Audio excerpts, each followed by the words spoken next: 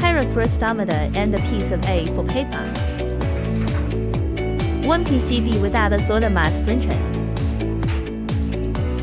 And 1 PCB with a solder mask printed. The PCB board has a large number of pinhole-type microholes. These penetrating holes can be clearly seen under the light.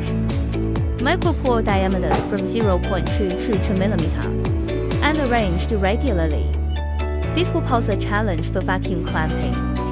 Turn on the switch of the vacuum fixture and prepare to place the PCB. Let's test this PCB with solder mask printed first.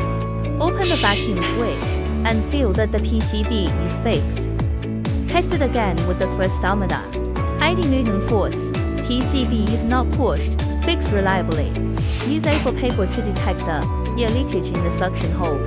It is proof that non-air leakage occurs in the suction hole. Reserve part of the suction hole not covered by the PCB. Check the clamping effect and air leakage again. Still held perfectly by the vacuum fixture.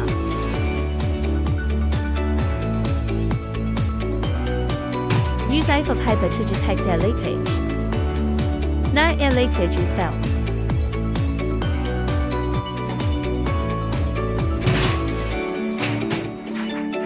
Replace the PCB with an unprinted solder mask. The same test method is used for testing. Again, just cover part of the suction hole.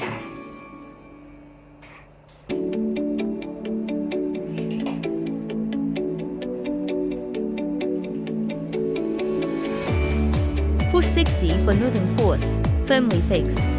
Meet the requirements of printing solder mask.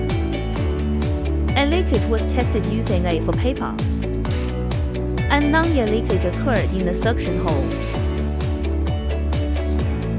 Above the exposed suction hole.